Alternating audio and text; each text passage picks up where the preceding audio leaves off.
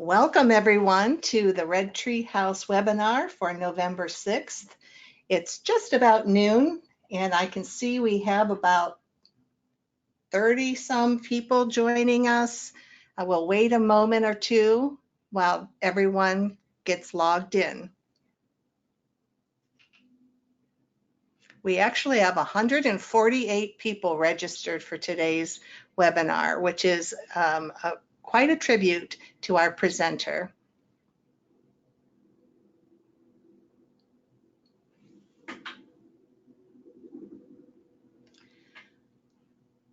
All right. Well, my name is Janine Carroll, and I'm the Director of Marketing and Outreach for the Ronald McDonald House of Cleveland. And today you are joining our Red Tree House webinar. Just a few housekeeping kind of announcements. This is the screen that you should be seeing or would see, and a control panel on the one portion of the screen. On your control panel, you'll see a number of various items. The orange arrow will let you open or close the control panel. And we will have everyone in muted mode today. Since we have so many folks, we will be taking questions, but we're going to ask people to submit questions via the questions tab. Or at one point, we may ask you to chat so that everyone can see the various answers provided. If you have a need for help or support during this time, there is a help button that if you open that, you can go to the Log Me In support. We also have a couple of co-organizers. You can also submit a question if you need some specific help. And I do want to let you know that today's presentation is being recorded and it will be available on the Red Tree House website within 48 hours. You also should either be in computer audio mode or phone call. If you're having trouble with audio, make sure you're on the correct audio choice. Just briefly, I wanted to tell you that redtreehouse.org is a free website for all of Ohio and anywhere in the country, but we focus on helping people connect to resources by their local community in Ohio. But it is a program of the Ronald McDonald House of Cleveland. And the Ronald McDonald House of Cleveland has not only our 55-room house in Northeast Ohio, but also 4 family rooms. So this is another way, a virtual way, that we help to support families, especially those families who are having, whose child is having some kind of medical treatment or a disability or ongoing chronic needs. And this webinar is made possible in part by a grant from the Ohio State Bar Foundation, and we want to definitely thank them for allowing us to produce these webinars to assist folks to understand law and advocacy and other topics. Today's webinar is How to Find Confidence in Conflict, and our presenter is KWAME Christian, who is the director of the American Negotiation Institute. Today, you'll see a variety of things that we'll be trying to achieve. Of course, we only have an hour, so we'll try to achieve these learning objectives. But basically, we all know there's a lot of conflict in our environments today, and we want this webinar to help you feel a little more confident in dealing with that conflict. So I'm going to turn it over now to one of our Red Tree House volunteers, Helen Livingston Rapp, who's going to introduce our speaker today. Thank you, Janine, and hello, everybody. As Janine just told you, I am Helen Rapp, and I am an attorney and also the mother of 3 adult children, 2 of whom have had some serious medical challenges. And I've had the opportunity to work with Janine as a volunteer at Red Tree House for a little over a year now. As the parent of children with special needs, I am keenly aware of how often families may find themselves in conflict with the various service providers that they need to help their children. And so this topic is something that just could not be more important to these families. It's been my pleasure to have helped Janine organize today's webinar, and I'm delighted to have the opportunity to introduce you to our featured speaker, KWAME Christian. KWAME is a licensed attorney in Ohio. He's also the director of the American Negotiation Institute. He holds BA, MA, and JD degrees from the Ohio State University. In addition to his work at the American Negotiation Institute, KWAME has his own law practice where he focuses on corporate law, and he's also an adjunct professor at the Moritz College of Law at Ohio State. KWAME has spoken literally all over the country. He's given workshops all over the country. He's been a guest expert on over 40 radio shows and podcasts. And his 2017 TEDx talk has been viewed over 42,000 times. KWAME brings an incredible energy to everything he does. And I think that you will see shortly why we asked him to speak on this topic today, a topic that's so important that we can all benefit from in so many aspects of our lives. And so without further ado, it's my pleasure to introduce you to KWAME Christian.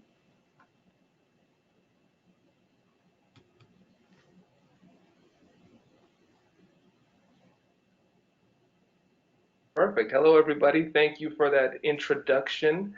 I am excited to chat with you today. It's funny when you said, Helen, I bring an energy to whatever it is that I do. That meant a lot to me because it was a good reminder since I am a father of a 3-year-old. Sometimes I feel like I just don't have enough energy. So that's a good reminder for me. So thank you all for coming today. I'm excited to chat with you about conflict management. And this is a topic that is near and dear to my heart because of what I do, but also I recognize that it is something that other people struggle with a lot as well. And so what we're going to do here is we're going to uncover some of the issues that people face when it comes to conflict, some of the psychological barriers and emotional barriers that you might face, and give you some practical tips for what you can do to overcome those and have more meaningful connection and work through that conflict. And like they said earlier, our goal here is to give you that practical advice, but also we're going to try and have some engagement. I like to have fun when I present, and it feels lonely when I'm just doing it by myself here. So I'm going to solicit some question and answers as much as possible and see where you all stand when it comes to some of these issues. So the first thing, let's see if we can get some engagement here with this topic. Let's start with a simple question, and you can answer it directly into the chat. What is conflict? Why are we here? What are we here to talk about? So let's get some answers.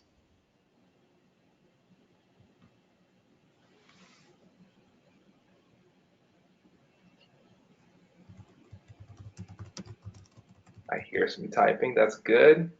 That's good. Different points of view. Very good. Yes. And so that's one of the things that I hear a lot, people having different points of view. What else? Let's get some more. Often hear disagreement. Many people feel it's disagreement. Not seeing eye to eye. That's good.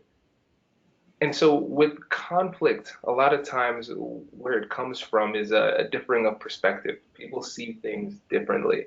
But when we think about conflict, oftentimes we are oriented toward the negative.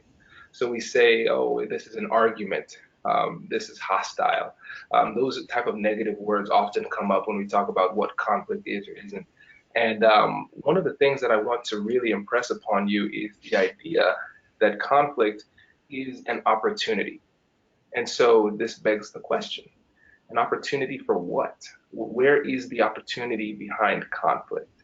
And the reason why I want you to engage in what I call opportunistic thinking when it comes to these difficult conversations is because when we see something as an opportunity, we move toward it. Psychologically speaking, when we are navigating the world, we're constantly making these assessments and asking ourselves, what should I approach or should I avoid? Is this something I should move toward or is it something I should shy away from? And when we see conflict as something that is threatening, then we're going to avoid it. And this results in people often using what I call hope-based strategies for conflict management, where you see a problem and you say to yourself, well, I see this problem. I could say something, but I just, I hope it will go away. And not surprisingly, it's not as effective as we'd like. And so I want you to see conflict as an opportunity to be proactive. And so when we're thinking about it opportunistically, where are these opportunities? So it's an opportunity for understanding. There is a differing of opinions, a differing of perspectives. And so we should go in there with some curiosity and try to figure out, okay, I see there's a misunderstanding. What does he or she feel? Why do they feel that way? And what else could it be? It's an opportunity to strengthen relationships. In every single interaction we have the opportunity to engage in the conflict in a way that actually strengthens these relationships. And that's a powerful thing. And so for me, in my personal life, I'm always the guy that is engaging in conflict, but not in the way that people would say. Conflict to me is a signal. It is a signal of an underlying issue between one or more, two or more people. And so once I get that signal, I'm going to investigate. I'm going to move toward it because I see the opportunity. Like, okay, my relationship right now is here at a level 8 out of 10. And I think if I engage in this conflict in a meaningful way, I can get it to a 9 out of 10. So I see it as a challenge. How can I make things better? And so when we think about conflict and negotiation, I think those are terms that kind of go together oftentimes. When I think about the definition of conflict and the definition of negotiation, I like very simple definitions because I don't want you wasting too much cognitive energy just having a deep semantic discussion. But when it comes to negotiation, I see this as a conversation where somebody in the conversation wants something. So it's very broad. We see negotiations everywhere. The next thing is with conflict, what's the difference between conflict and negotiation? I see conflict as a negotiation with attitude. With conflict, there is an emotional element that makes the discussion difficult. And in order for us to engage in conflict in a meaningful way, what we need to do is we need to address that emotional element and then move forward. Because once we can address that emotional element, then it becomes a negotiation. And negotiations are a lot easier to deal with. And again, another reason I like this broad definition of negotiation, like I said, it was any conversation where somebody in the conversation wants something. It helps you to recognize that negotiation and conflicts, these things are everywhere. They are everywhere. And so take a second and think to yourself, when was the last time you had a conflict? When was the last time you had a negotiation? It should have been, if, let me say this, if you've interacted with a human being at all in the last 24 hours, you had at least one negotiation and probably a couple of conflicts. And the reason why I like that broad definition is because it increases your negotiation awareness. Because once you are more aware, then it is a trigger that you can use to utilize these persuasive techniques to get more of what you want. And so one of the things that people often do is they talk about conflict in terms of argumentation. They conflate those two definitions. And so when it comes to the difference between arguing and conflict or arguing and negotiation, a big part of the distinction lies in the tense, the grammatical tense of the conversation. A lot of times when we're talking about argumentation, we are discussing the past. We are living in the past and talking about who's right and who's wrong. With conflict and negotiation, it's future oriented. We're trying to figure out what is our relationship going forward. We understand that we might have differing of opinions here, but now we see this engagement as an opportunity to work together to create a future that works for us. Also with argumentation, we see the interaction as a zero-sum type of deal, where my winning necessitates your losing. And if somebody approaches a conversation in that way, how do you feel? What do you think? And in that situation, what you're going to often do is you are going to dig your heels in. It doesn't matter who's right and who's wrong. All that matters is winning in that situation, and that's not a good situation to find yourself in. And so at this point, we've been going for a little bit of time. I want to stop and see if anybody has any questions before we move forward.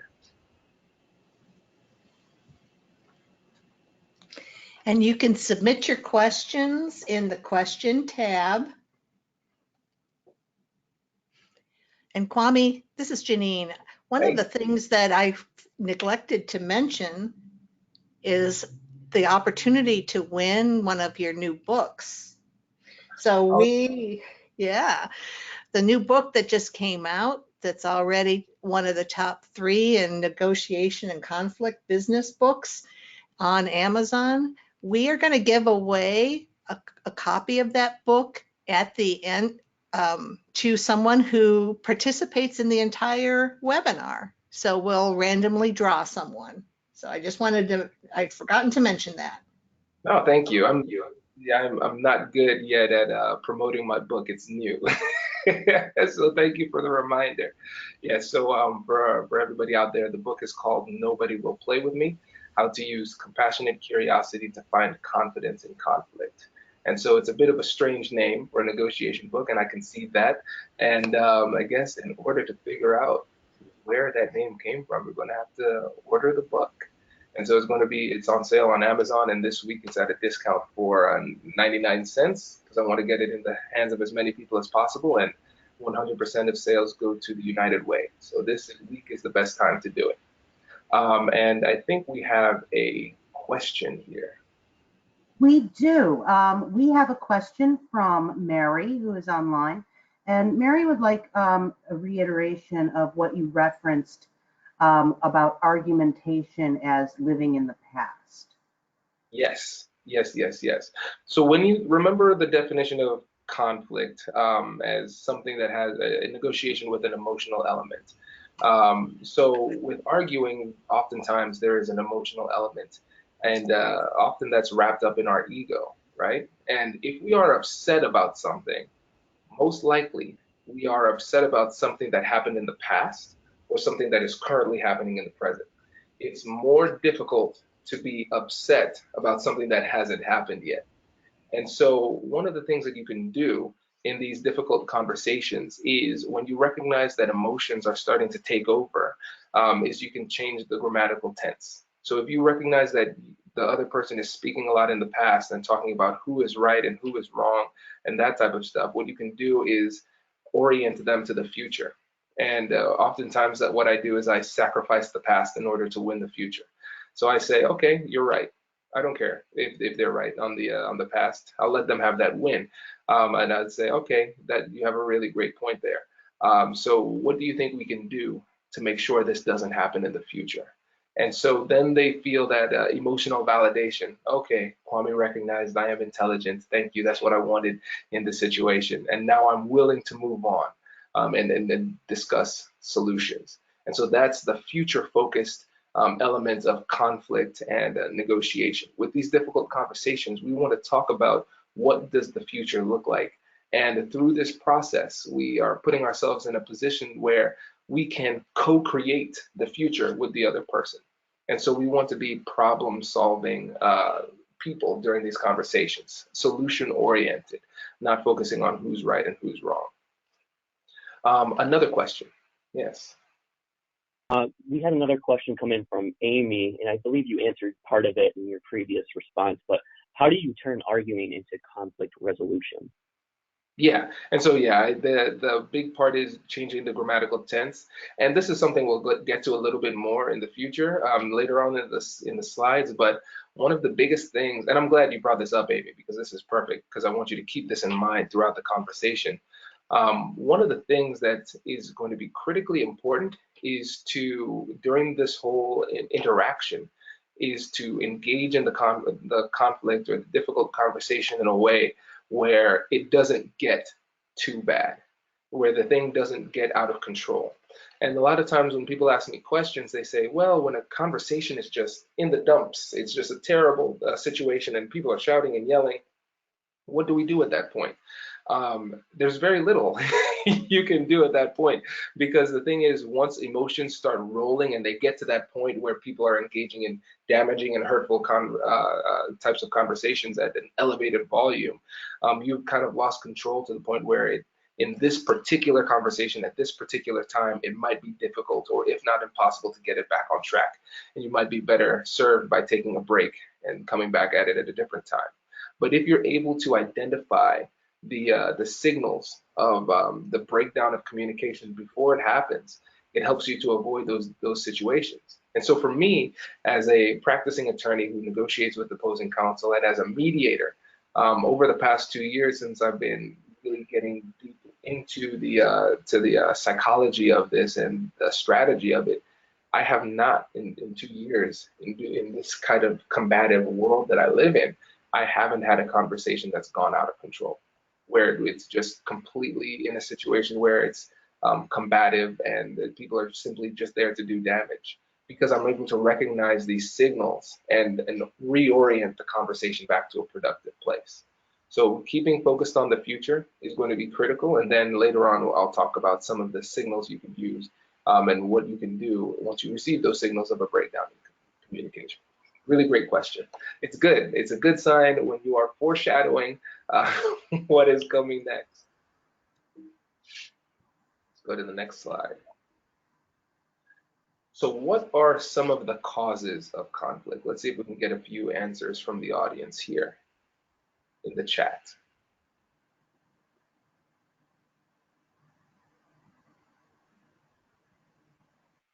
And so one of the things that people often say at this point is a differing of perspectives, differing goals, disagreements. And we touched on this a little bit earlier, but that is going to be a critical point, recognizing that people will see things differently. Ah, yes, ego, rivalry, right? And those two things are very, very, very intertwined there. Because if you have a rival, what do you want to do with the rival? You want to beat the rival. That's why we have them. They are there for us to defeat them, right? And when we have ego too, one of the byproducts of ego is a person who does not listen. Because if you have a big ego, then you think pretty highly of yourself. And not only do you think highly of yourself, you think highly of your opinions and your understanding of the situation. And so if you think highly of yourself and your understanding of the situation, you're not going to listen. Because why would you listen? You already have the answers. So ego is problematic because it makes you combative, it leads to argumentation, and it prevents you from listening effectively. So checking your ego and engaging in these conversations with a modicum of humility is going to be critical as we move forward. Defensiveness, yes, when we're focusing on, when we have a negative interpretation of conflict, when we see it only as a threat, we dig our heels in and we see it as only a situation where you could lose something, as you hold on tight. And that defensiveness keeps us closed off from the other party. And so there's no longer that share of information, and no communication happens. And so another one was miscommunication. And one of my favorite quotes about communication comes from, I believe it was a philosopher, George Bernard Shaw, where he said, one of the most difficult things about communication is the illusion that it has occurred. And that's powerful, because a lot of times people are talking, but there's not a lot of listening. And so there's not true communication. And then another one was expectations. And so when you think about every single relationship we have, whether it's a business relationship, a family relationship, a relationship with a friend, when you think about any of those relationships, there is one cause for the breakdown of relationships, a single cause, and it is the violation of expectations. Usually people say communication, but think about communication. What is that? If you're not communicating well, one person has an expectation for how communication should happen. The other person has an expectation for how communication could happen. So they communicate how they think it works or should work, and then the other person communicates how they think they should communicate, and then we have those miscommunications. It goes back to the expectations. And so again, going back to the broad definition of negotiation, any conversation where somebody wants something. And so negotiating the expectations is going to be a critical part of the process. Because in that situation, what is it that you want? You want to be on the same page. You want to have an understanding of what their expectations are, and you want to share your expectations, and then you can negotiate that to see what is realistic for the relationship. So yes, these are all really, really great answers. So I'm happy to hear that. All right, and here's one of my favorite pictures, different perspectives. For those who are dialing in and just doing audio only, you can see, I'll describe it. It's a person standing on one side of a 6, or is it a 9, and the other person on the other side, and then them saying, well, this is a 6, this is a 9. It all depends completely on your perspective, where you are situated. And so think about this. This is one of my favorite thought exercises. So think about Goldilocks and the Three Bears. So a lot of times when we think about this story, we think about it from the perspective of Goldilocks. Probably because we're people. We connect well with other people. We're not bears. What do bears think? And so, but we're going to go through this exercise and think about it. So if you're Goldilocks, you're thinking to yourself, I'm hungry. I don't know where I am. I'm lost. I see this house. It happens to be unlocked. I'm not a bad person, but I need to eat. Knock, knock. Is anybody there? Oh, well, the door's unlocked. I'm starving. I wouldn't usually do this, but I'm going to do it. I'm going to eat this food. I'm going to sleep in this bed, blah, blah, blah. But let's think about it from the bear's perspective. What did the bear say? I worked hard. I bought this house. I'm very proud of it. And then, oh my gosh, there's a burglar in here. There's a burglar in here. And they sampled all of our food and then ate all of the baby's food. That's weird. She slept in all of our beds. And now she's sleeping in the baby bed? That's really weird. Who is this person? She's a freak. That's weird. And so from that perspective, you can rationalize each behavior. You can rationalize the defensive response from the bears. There's somebody who broke into your house. You can rationalize the behavior from Goldilocks. I'm hungry. I'm a good person. I'm lost. I'm hungry. I just need some help. So I helped myself. And so this story is a great example of the fact that it all comes down to perspective. Everybody has a story, and they are going to see and navigate the world from their perspective, from how they see that story. And typically, the story is going to be very self-serving. There's a psychological concept that I want to introduce at this point. It's called the fundamental attribution bias. And with the fundamental attribution bias, what you're doing is you are interpreting other people's bad behavior as something that's indicative of something that's bad within themselves. But you interpret your bad behavior as something that's a result of circumstance. So for instance, if I'm running late, I might drive super fast. And hypothetically, this is not really me, but let me change it. If somebody is late, they might be running late and they need to get somewhere on time. So they might drive 90 miles per hour to try to get there. And in their mind, they're saying, this is an outlier. I don't typically drive this fast. I am just late. This situation is causing me to be late. I'm sorry, everybody, but this is what I need to do. But then imagine if you were driving 65, doing a good thing with your hands on 10 and 2, driving really well. And then you see this person just fly past you at 90 miles per hour. What are you going to think? You're going to think this is a maniac. Are you crazy? What are you doing? And so we don't care about what's going on inside of them. We just see the outside and we assume that it's because of something bad inside of them. And so we need to recognize that within every story, there's going to be a hero and there's going to be a villain. Everybody's going to be a hero in their story. And so we need to recognize that sometimes their perspective has you playing the role as the villain. And it's difficult for us to see ourselves in that role because of our self-serving bias, because of that fundamental attribution bias. And so it's important to recognize what psychological factors are at play here and recognize that people interpret the world in terms of stories, and you aren't always the hero, especially in their stories. And so this really begs the question in these situations, what does it mean to be right? What does it mean to be wrong? It all comes down to perspective. It all comes down to the stories that you're telling. And now let's say if you are right, hypothetically, let's say the facts are all on your side. What does that really get you? And so a lot of times when we have these conversations, we get frustrated because we feel like we have the right answer.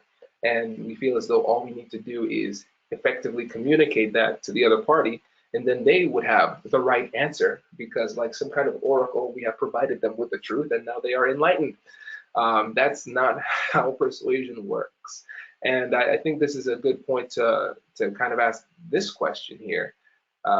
What is the difference between effective communication and persuasive communication? What are your thoughts on that? So the question is, what is the difference between effective communication and persuasive communication? Let's get a couple of responses. And I know this is a tougher one.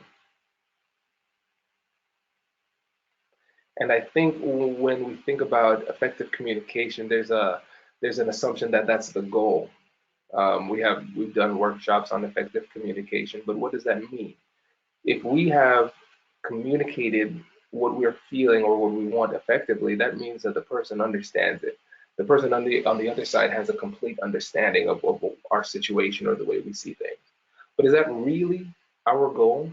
Is it really what we want?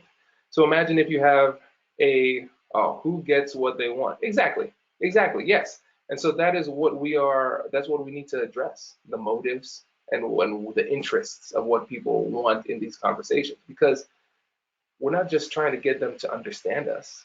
That's nice, but it's not it. So if you have a teenager and the teenager is spending all night playing video games, then what is the goal of the conversation with the teenager? You say, well, you shouldn't be spending this time playing video games. You should go to sleep at a regular time because that helps your brain develop and you'll do well in school. As you can tell by your grades, because you've been playing video games, you're not doing very well, blah, blah, blah. And so the teenager might say, you know what? You're right, Dad. You're absolutely right for these reasons. And then he might say exactly what I said. Oh, good. I have effectively communicated to my son. But then what happens the next day? He might still be playing video games. And then I get frustrated because I said, hey, we had this conversation and you understood what I said. Yeah, I understood. I just still did what I wanted to do anyways. And so again, I want you to start thinking strategically about these interactions, because it's not just effective communication we're going for. We're going for persuasive communication. We are going for behavior change. We're trying to change the hearts and minds of others in order to put ourselves in a better position and in many cases help themselves through this process. And so I want to give a shout out to the Lion King. For those of you who can't see the meme, it is Rafiki talking to Simba saying it doesn't matter, it's in the past. And again, I really want to impress upon you the importance of being future focused in these conversations. And quick note about when it comes to memory. A lot of times when we're talking about the past, it comes down to a memory situation. And so I have a picture up here of CSI. We don't have CSI to come and help us to know who said what, when, and who did what. And this has actually helped me. Recognizing the fallibility of human memory has helped me a lot, because it helped me to focus on what is and is not important in these conversations. Because I might have the truth and I might remember something happening some way, and then they feel as though they have the truth and they remember the exact same thing a different way. So who's right? The better question is, who cares? Because here's the thing. This is the way memory works. Essentially, after every experience, our mind takes inventory of what happened and we keep track of what happened in bullet point form, essentially, more or less. And then when we go back in our minds and try to remember what happened, what we do is we remember those bullet points and then we create that memory. So those images we have about what we did yesterday, 2 days ago, 2 years ago, really what we're seeing is our imagination filling in the gaps of what really happened. And so that's why you can have two people see the exact same thing and remember it completely differently. And every time we retrieve that memory, it becomes more warped and more warped in our own favor. And so really, when we're having these conversations, especially when we're dwelling in the past, what we're doing is we're having these conversations that are battles of imagination. What are we doing? That's not good. And a quick example here. Last year, I presented in Orlando, and one of the organizers, she was really nice and she was excited because I brought my wife with me, and we had a good time after I presented, just hanging out at the resort. And in my presentations, I always talk about Kai, my 3-year-old son, And she remembered that, and it made an impact on her. So now let's fast forward to Phoenix, Arizona, about 6 months later. And she came up excited, and she's like, "Oh, where's your family?" I was like, "Oh, they couldn't make it this time yet. Whitney had to work." And she said, "Oh, that's too bad. It was so great seeing you and Whitney and Kai, and it was great seeing Kai running around and being all happy." And I said, I didn't say this to her, but I said to myself, Kai did not come. Do you know why Kai didn't come? And you know why I know he didn't come? Because I was on vacation. I'm trying to have a good time. I'm not bringing a 2-year-old with me on vacation. But I didn't tell her that. But she remembers that. She remembers seeing my son, who she never met. And that just tells you how problematic memory can become. So don't get drawn into having those discussions about the past, because they are not persuasive and they are not based in reality. So let's touch on psychology here for a little bit. So when we're talking about psychology, my goal is to give you an understanding of the psychology of the situation, so you have a better understanding of yourself and a better understanding of the other person. But it's also important to recognize that there are limits to psychology. So it's about positioning, giving yourself the best opportunity to succeed while understanding that you might not get what you want. You might not get what you want. You can do everything right in these conversations and still not end up with the outcome that you're looking for. And that is completely okay. And what I want to give you right now is the license to fail. Because a lot of times we forget, we are afraid of engaging in these conversations because you say to yourself, "Oh, I might not perform well, I might not get what I want." I mean, even if you perform to the best of your ability, because humans are humans, it might not work out, and that's okay. It's about engaging in the process in a meaningful way to put yourself in the best position for success. And even if you don't get what you want, you can engage in the conversation in a way that strengthens the relationship between you and the other party and provides you with information. And that's still considered a win. So just remember that. So when we talk about emotions, this is really the crux of it when it comes to conflict management. It's important to recognize that emotions are little more than thoughts. They are thoughts that come as a byproduct of natural brain function. And a lot of times we give our emotions a little bit too much power over us, in that we believe everything that our brain thinks. And we should not do that. It's a very tricky, crafty, interesting organ. So when we're talking specifically about where emotions come from, they come from a part of our brain called the amygdala. So the amygdala is a small, well, there are two of them, two small P-shaped structures within the limbic system. And the limbic system is the most primitive part of the brain. And so this is the stuff that kept us alive back in the day when we were living in caves. And so this is the house of our fear responses. So yeah, fight, flight, or freeze. And so fight, obviously, that's where we get combative. Flight, this is where we avoid conversations and run away. And freeze, this is where we stand and where we kind of stonewall people. So you've seen situations where you might have had a discussion with somebody, or maybe you were the person who froze, and the person just starts agreeing with everything. Yep, sounds good. Absolutely, that sounds good. What are they doing? They're freezing. It's essentially a stonewalling tactic. They're not giving you anything and they're not receiving anything. What they're doing is they're holding perfectly still and hoping that the threat goes away. This is the deer in headlights response. Now, back in the day with dealing with predators' eyes were designed to pick up on movement. And so that is why the freeze response was a good move, because it made it harder for the predator to see. Now, deer deal with cars, and freeze doesn't work. Freeze does not work very well. And so a lot of this, as we can see with the deer, how this natural response was once beneficial, but now in modern days it's problematic. We run into the same situation. We're fighting modern day battles with prehistoric tools, and our brain responds in ways that are not beneficial to us.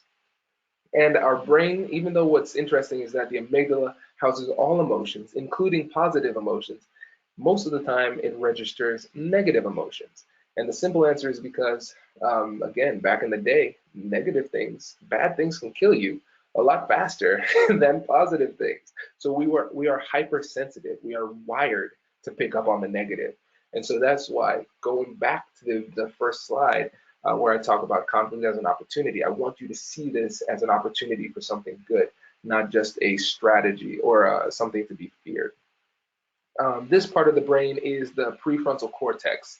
It is the housed in the frontal lobe, and it's where we have our highest level thought processes. And so this is where we have executive function, where we have self-control, the ability to fight temptations, logical thinking, and reasoning. And so when we're in difficult conversations, this is where we want to be, and this is where we want the other person to be, because this is where we are at our highest performing levels here. And so the interesting thing when it comes to the relationship between the frontal lobe and the amygdala is that the more activated the amygdala is, the less effective your prefrontal cortex is.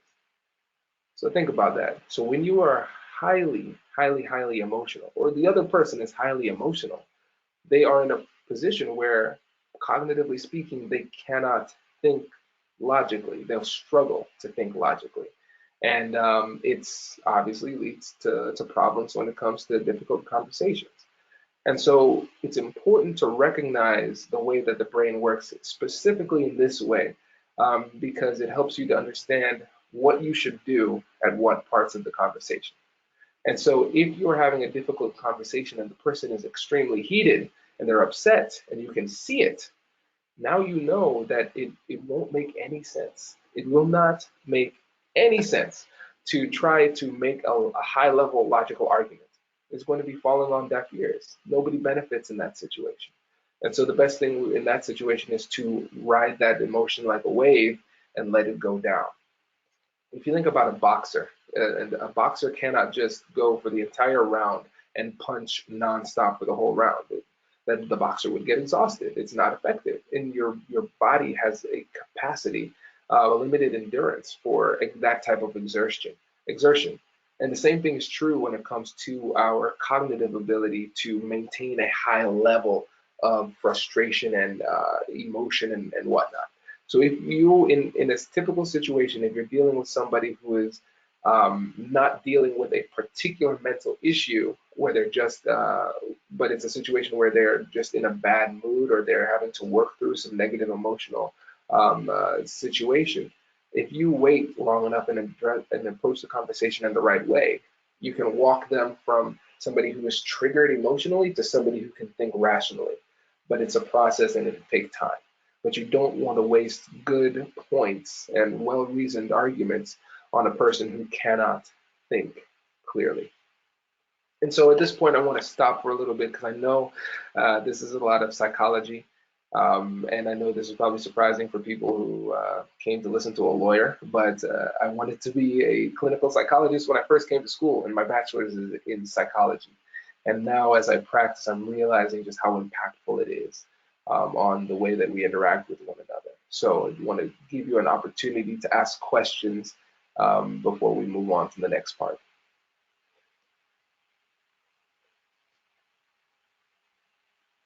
I do have a question here from Adrian. Can you hear me? Yep, I can hear you. Okay, so Adrian asks a question that seems very relevant to what you were just speaking of, which is how do you reapproach a conflict once a break has been taken when an emotional charge took over the initial conflict? Oh, this is perfect. Brilliant question. Brilliant question. And first, let's back up because I think it's easy to overlook the brilliance of this question because what you said was how do we reapproach the conversation after a break has been taken? And we need to talk about the power of taking breaks because sometimes the person is so triggered that emotionally, and that person might be you. Let's admit that it might be you who's so triggered. They might be so triggered that it makes more sense to just take a break and come back. It might be 10 minutes, it might be an hour, it might be the next day, it might be the next week. Whatever it takes, taking a break is a legitimate option. I know for lawyers, we might say, hey, I need to call my client or something like that. But going into the conversation, I think it's good to have an escape strategy, especially if you think that it might get heated. And being able to organically come up with a reason to take a break is powerful. So when you come back to the conversation, what you need to do is summarize first. Where are you currently in the interaction? What was accomplished before? Let's talk about that. What issues still need to be addressed? Let's talk about that. So you need to get organized. That's going to be a big part of it. And by doing this organization process, what you're doing is you're getting everybody on the same page. That's one. And then strategically, what you're doing too is you're letting them know what is important. You're setting the stage yourself for what the most important issues are to be discussed. And so you don't want to miss out on that opportunity as well. So the first thing you want to do is get organized, and then you want to frame the conversation in a way that's productive. And we're going to get more into framing in a little bit, but those are going to be the keys when you come back to the table. So really great question. Any other questions before we go on? All right, cool. Let's move forward. A critically important point that we want to understand about decision making is how it happens. Book reference for this is Thinking Fast and Slow by Nobel Prize winner Daniel Kahneman and Amos Tversky. And so with this book, what they found was that people make decisions with emotions and then subsequently explain those decisions with logic.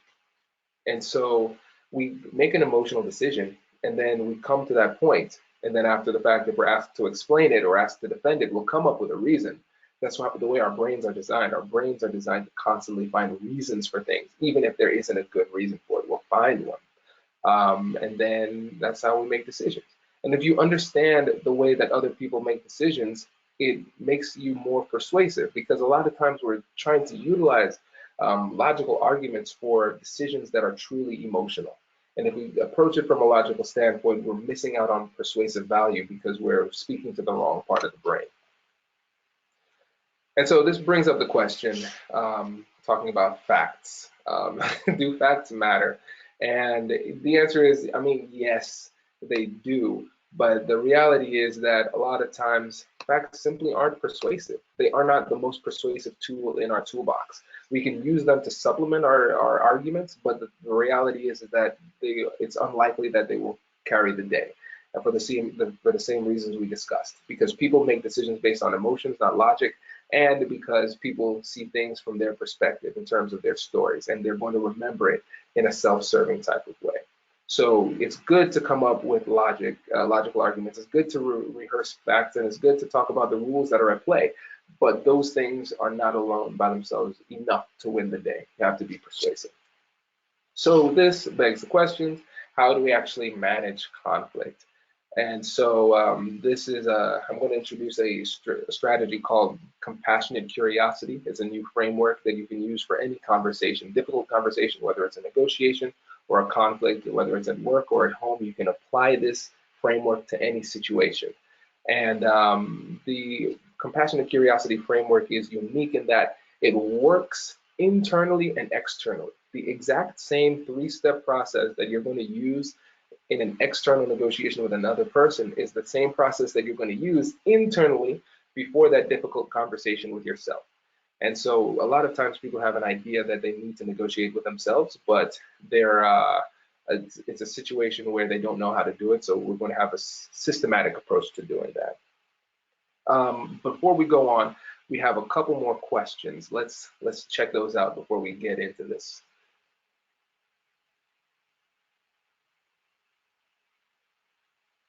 We had a question come in from Ruth. She said, can you give us examples of how to move away from arguing employee points and leave them with worth and value? Say that last part again. Move away from arguing and leave them with worth and value. So it's a constructive conversation. Okay, and so moving towards value from the destructive conversation, right? And so one of the things that you can do, I'll give a simple example. I'll give a simple example with my wife. And so let's say, for instance, there's a situation, and I'll be the bad guy in this in this conversation. And let's say Whitney says, "All right, Kwame, I ask you to take out the trash a lot of times, and you say you would do it. You haven't done it yet. Can you take out the trash today? What can we do to make sure this happens?" And so that's a good approach. She approached it really well. And so what I might say is, well, last week when you asked me about the trash, You said, Kwame, can you take out the trash? And I said, yes. And the problem is you didn't tell me when. And so based on my interpretation, I'm still on schedule. I'm going to do it eventually. I just haven't done it yet. That's an unproductive conversation, because in that situation, what I'm doing is I'm moving back to the past and trying to relitigate issues from the past. And so what Whitney would do is say, you know what, that's a good point. I can see where the miscommunication happens. Now, going forward, what can we do to make sure this doesn't happen in the future, and how can we communicate more effectively?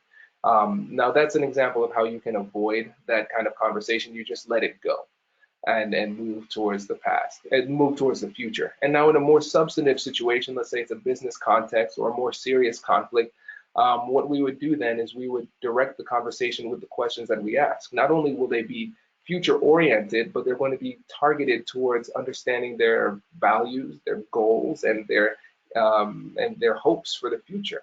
And so the way you control conversations is by asking questions. If you think about an interviewer on the radio or on the TV, the person who is being interviewed is the person who's talking the most. But in reality, it's the person who's asking the questions who's in complete control of the conversation. And so it's really up to you to identify the issues that are most important and orient the conversation towards those issues through the questions that you ask. And your tools that you want to use are going to be open-ended questions. So questions that start with who, what, where, when, and why, and questions that are designed to get them to elaborate on their points. And so that's a kind of an approach that you can use to make these conversations more productive. And so with the compassionate curiosity framework, it's a 3-step approach. And so it's acknowledge emotions, engage in what I call compassionate curiosity, and then end it with joint problem solving. And so let's talk about how it works externally. And so externally, what you're going to do is you're going to acknowledge the emotions at play. And when you think back to the situation with the amygdala and the way the amygdala works in conjunction with the prefrontal cortex, typically if somebody is very triggered emotionally, they are not going to be able to think critically. And so by speaking to the amygdala and acknowledging the emotions are real, then you can actually move them from that highly emotional state to a state that's a bit more productive. So here's an example, a simple example with my son Kai. And so this is Kai, my baby boy, and my role is getting Kai ready for the day in the morning. And now this is always tough. And I remember earlier this year it got to a point where I recognized I needed to do something. So Kai would start the day off by telling me everybody who he loved more than me when he did not want to go to school. And so he would start off by saying, I want mommy. And I said, mommy's not here, Kai. Mommy's at work. And so that's a fact-based response. That was true. It wasn't helpful, not helpful at all. And then he would say, I want grandma. Then he would say, I want Uncle Kobe, who's my brother who lives in a different city. And then he would say, I want Buxton. And Buxton is my brother's dog. So I knew something had to change. And so with this situation, what I did was I read a book, How to Talk So Children Would Listen, and Listen So Children Would Talk. And what they said is you need to acknowledge emotions. So the next morning, what I did was Kai came up to me crying, saying, I don't want to go to school, and he wants mommy. And I said, okay, so you want mommy, don't you? Yeah, you wish mommy were here, don't you? Yeah, I wish she were here. You love mommy, don't you? Yeah, I love mommy. Well, can you just say, I love you, mommy? And then he would say, I love you, mommy. And then I said, are you ready to go? And he said, yeah. Yes. And that was it. And so we have to be able to distinguish between an emotional need and a substantive need. And so what he was saying was that his substantive need was mommy. The factual response is that mommy's not here, Kai. I'm all you got. That's not what he wanted to hear. That fact was unpersuasive. What he needed from me was the acknowledgement that his emotions had validity. And once I was able to acknowledge that, his tears slowly started to disappear and he was able to think a little bit more rationally because he wanted me to feel his emotions as well. And a lot of times that's going to be an issue. In the case with Kai, that was the issue. And a lot of times with our situations, it's not going to be the issue, but it will be an issue. And it's going to be the first issue that we need to address. And it's important to recognize that the emotion isn't always going to be negative. Especially if you're dealing with somebody that has an ego, you might need to acknowledge their ego. And so it might be something like, listen, you've been working in this job for a long time, and really, there might not be anybody who knows the situation more than you. And so I wanted to start off by letting you know that I recognize that, and we have this issue, and I want to work together with you to figure out how to work through it. And so you've acknowledged that positive emotion, and now they can move forward. And so this takes us to the next step. Oh, that's sad, Kai. We need to then engage in compassionate curiosity. And so I don't want us to kind of go too deep into what compassionate curiosity is or isn't with regard to the definition of compassionate. What I want you to do is I want you to focus on who you think is compassionate. Who is somebody in your life that you think is a compassionate person? Most people, when they answer this question, they say Mother Teresa. And so remember, I talked earlier about the importance of curiosity. And so you ask yourself, if Mother Teresa were in this situation and she were to ask an open-ended question, how would she ask it? And the reason I add the term compassionate to curiosity is because it helps to moderate your tone. We might not know exactly what Mother Teresa would say, but we know how she wouldn't say it. She wouldn't say it in an aggressive, demeaning manner. She would say it in a way that shows respect and in a way that shows genuine concern. And when you ask a question in that way, it gives them room to feel safe being more vulnerable with you and sharing more information. And then the last step is joint problem solving. And this is essentially collaborative negotiation. At this point, at our best, what we're trying to do is turn it into a brainstorming session where we can start exchanging solutions.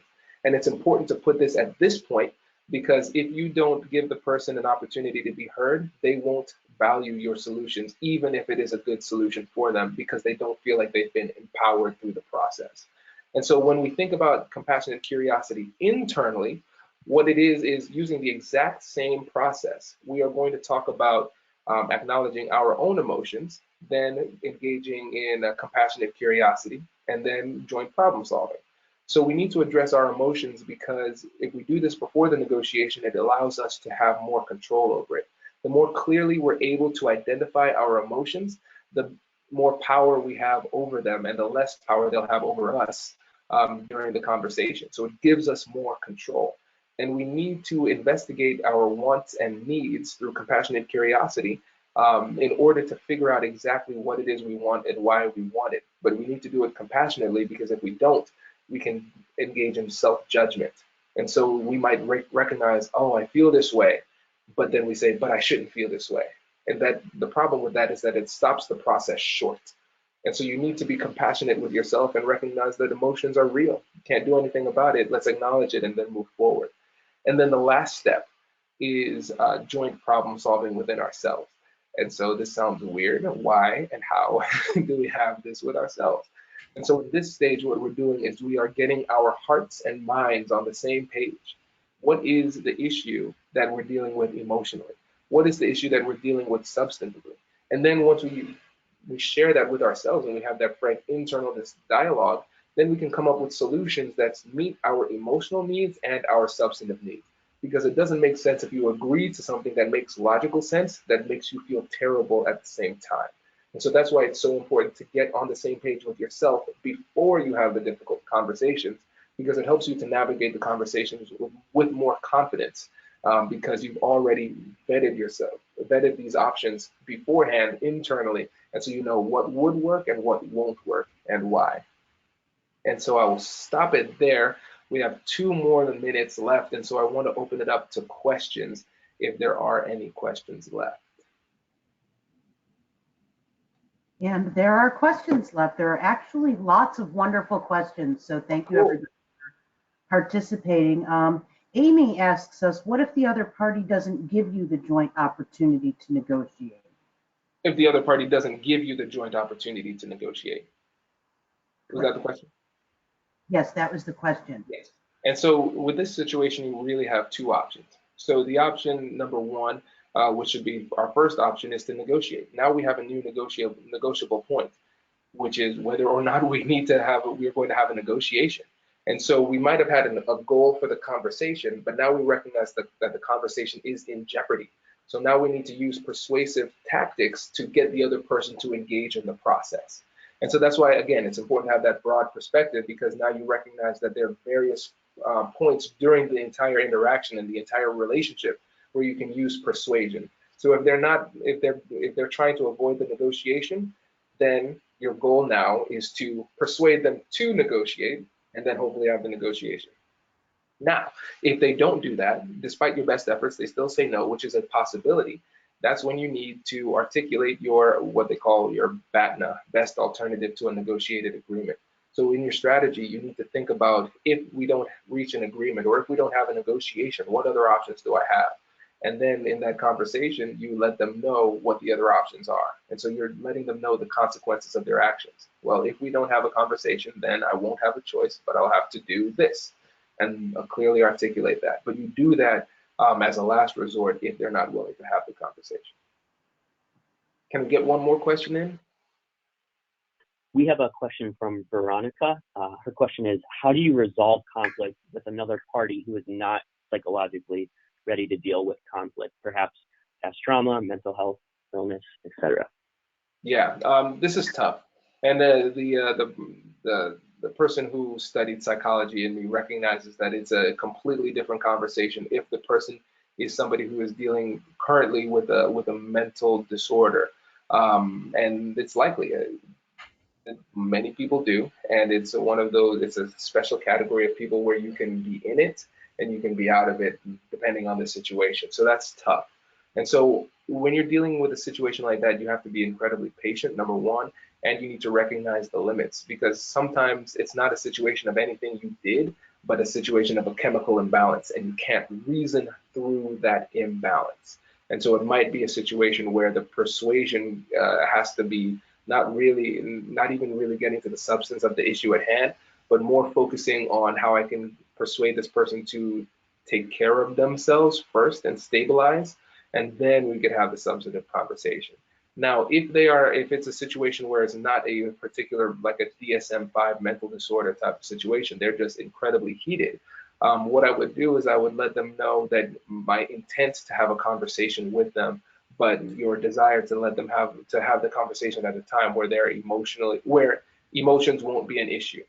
And that's going to be something that's a bit tricky, because sometimes people might say, no, I want to have this conversation, and I am emotionally good to have it. And then you say to yourself, no, you're not. No, you're not. And so in that situation, what I would do is I would put it on myself. People often don't like when you come to conclusions on their emotions, but it's really difficult for them to attack you if you're coming to conclusions about yourself. And so you could say, right now it seems as though there are a lot of emotions running high, and I don't feel comfortable in my ability to have this conversation at a high level, given my emotional state. So I'd like to take some time. And then again, broad definition of negotiation. The negotiation becomes, when are we going to have the next conversation? Because I would want to try and schedule that to make sure it does happen, but given enough time for the emotion to not be as big of an issue when the conversation actually does happen. All right. Well, I hate to stop this conversation. It's been a wonderful dialogue. I wish we had more time for questions. What I do want to say is that just before this webinar, anticipating that this might happen, that we'd run out of time in an hour, I did ask KWAME if he'd be willing to do another webinar for us, perhaps in January, to address more of the questions that came up and apply some of these concepts. And he said yes. So if we have interest in that, and that is a question that is in the brief evaluation that's going to display after the webinar. So I would encourage you to indicate that. Also, if KWAME's willing to entertain some questions, we can send some questions that came in that we did not have time for potentially a summarized email response. Also, don't want to just plug the book, but that's also another opportunity to get some additional answers, as well as workshops that KWAME does. If you have other questions about Red Treehouse or our webinars and suggestions for others, in addition to the evaluation, please feel free to email me or call me at the Ronald McDonald House. And I want to thank you, KWAME, for the excellent presentation, and I look forward to additional presentations and webinars with you. My pleasure. Thanks for having me. Thank you.